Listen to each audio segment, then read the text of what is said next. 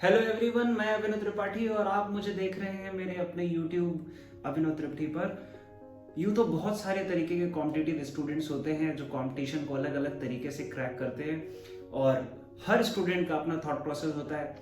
हर student की अपनी struggle होती है, डिसिप्लिन होती है, मेहनत होती है। लेकिन कुछ ऐसी इंस्पायरिंग स्टोरीज हैं जो आपके दिमाग में छप जाती हैं और लगता है कि यार अगर ऐसा स्टूडेंट एग्जामिनेशन क्रैक कर सकता है तो हम क्यों नहीं कर सकते, और अगर वो ऐसी सिचुएशन से एग्जामिनेशन निकल के क्रैक कर सकता है तो हम क्यों नहीं कर सकते। जी हाँ, मैं आज आपको एक ऐसी स्टोरी सुनाऊंगा जो मेरे साथ पढ़ने वाले दोस्त गौरव की है। तो गौरव और मैं एक साथ पढ़ा करते थे तब जब हम लोग मेडिकल एग्जामिनेशन की प्रिपरेशन कर रहे थे। क्लास 11th की बात है और मैं गौरव को पहली बार मिला था मेरे रूम के जस्ट बगल वाले रूम में वो रहता था और हम लोग छत पे बैठे हुए थे। तो मैंने गौरव को देखा और मैंने गौरव से कहा हाय गौरव, और he just smiled and said hi and he went back to his room. तो मुझे लगा कि यार ये लड़का स्माइल तो किया लेकिन ज़्यादा बात करने में इंटरेस्टेड सा लगा नहीं। सिलसिला ये था कि हम लोग शायद सेम बैच में पढ़ते थे और सेम बैच में पढ़ने की वजह से हम लोगों को एक साथ ही हम लोगों की क्लास टाइमिंग्स होती थी तो हम साथ ही जाते थे। गौरव शुरू से ही बहुत ही कंजर्वेटिव नेचर का था, आइसोलेटेड रहता था, कम बात करता था। जितना आप सवाल पूछोगे उतना ही जवाब देगा। जैसे गौरव खाना खाया, हाँ खाया। खाने में क्या खाया? खाने में खाना खाया। अरे खाने में क्या खाया? दाल चावल खाई, रोटी सब्जी खाई, रोटी सब्जी खाई। तो जी दाल चावल नहीं खाया, तो जी दाल चावल भी खाया। तो बताया क्यों नहीं? तो पूछा क्यों नहीं? तो इस तरीके के कन्वर्सेशंस हुआ करते थे मेरे उससे। बड़ा ही कंजर्वेटिव नेचर का रहता था और पहले 6 महीने के बाद 7 महीने के बाद मेरी उससे दोस्ती थोड़ी गहरी हो गई और मैं ये समझ गया कि ये कम बोलने वाला स्टूडेंट है और वो ये समझ गया कि मैं थोड़ा ज़्यादा एक्साइटेड रहता हूँ, ज़्यादा बात करता हूँ, बहुत ज़्यादा एक्सप्रेसिव हूँ, बट वो फिर भी आइसोलेट रहता था।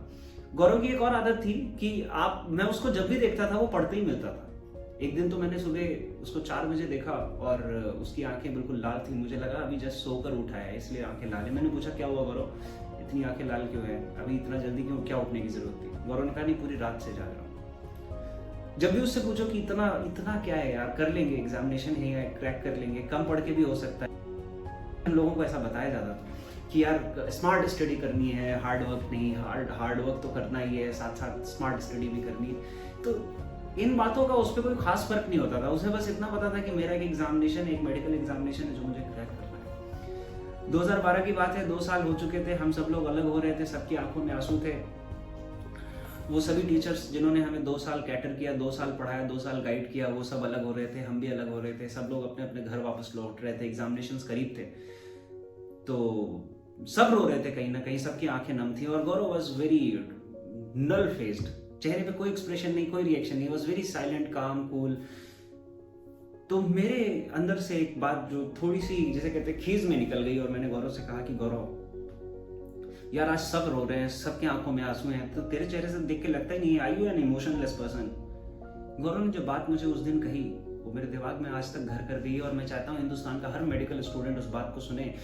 गौरव ने कहा कि मेरे भाई अभिनव, तुम्हें शायद पता नहीं है लेकिन जब मैं क्लास 9th या 10th में हुआ करता था तो मेरे फादर का एक झगड़ा हुआ और वो हरियाणा के रेवाड़ी गांव से था और उसने बोला कि जमीन को लेकर एक विवाद हुआ जिसमें मेरे फादर के साथ हाथापाई हुई। वो किस्सा मैं बर्दाश्त नहीं कर पाया और मैं 9th क्लास में अपने सारे दोस्तों को और सीनियर्स को लेके गया और जिससे बहस हुई थी मैंने उसके साथ मार पिटाई कर दी। ये बहुत गलत बात है, हिंसा गलत बात है, लेकिन ही सेड कि मैं फादर को अपने इतना प्यार करता था, उनके सम्मान के लिए मैं गया और मैं लड़ बैठा। अभी जब मैं 11th में कोटा शहर में आ रहा था उसका कुछ वक्त पहले मेरे फादर कापुसी सार्कोमा स्टेज 4 कैंसर से गुजर गए। तो सोचो, जब मैं अपने फादर के लिए एक झगड़े के लिए इतना कुछ कर सकता हूँ, तो जब तक मैं कैंसर को हिला नहीं लेता, जब तक मैं मेडिकल स्ट्रीम में आकर आसपास कैंसर की फील्ड में कुछ नहीं कर लेता, जब तक मैं अपने फादर को ट्रिब्यूट नहीं दे देता, मैं किसी की जिंदगी में कोई आए, मेरी जिंदगी से कोई जाए, मुझे कोई फर्क नहीं पड़ता। गौरव शर्मा का वो मोटिवेशन मुझे आज तक मोटिवेट करता है and he scored all India rank 73 at that time. He is one of the finest scholar of the India representing in London और किंग कॉलेज लंदन के अंदर इस वक्त गौरव सबसे ज्यादा पेड रिसर्च स्कॉलर्स में से एक है।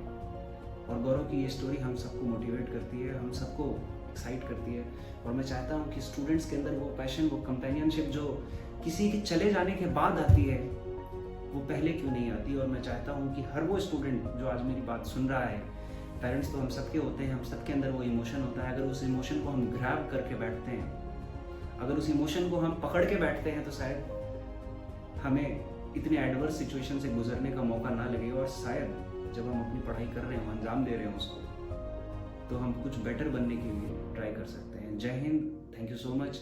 और मुझे उम्मीद है कि इस स्टोरी से आपको बहुत ज़्यादा प्रेरणा मिली होगी, और मैं चाहता हूँ कि आप, जो गौरव के साथ हुआ वो तो अनअवॉइडेबल सिचुएशन थी, पर आपके साथ ऐसी कोई अनअवॉइडेबल सिचुएशन है नहीं। अगर आपके पास सब कुछ है, इसका ये मतलब नहीं कि आप पढ़ेंगे नहीं। आप एक सेकंड के लिए इमेजिन करिए कि गौरव की स्टोरी आपके साथ होती तो आपको कितना मोटिवेशन होता और आपको कितना हर्ट होता एट द सेम टाइम। तो ज़रूरी नहीं है कि पढ़ाई हर्ट होने के बाद ही शुरू की जाए। अगर प्रिवेंशन क्योर के पहले ही कर लिया जाए तो क्योर की कभी ज़रूरत नहीं होगी। Thank you so much dear students. I hope कि आपको मेरी वीडियोस मोटिवेशन की पसंद आती हैं, कॉम्पिटिटिव एग्जामिनेशन पे आपको इससे मदद मिलती है।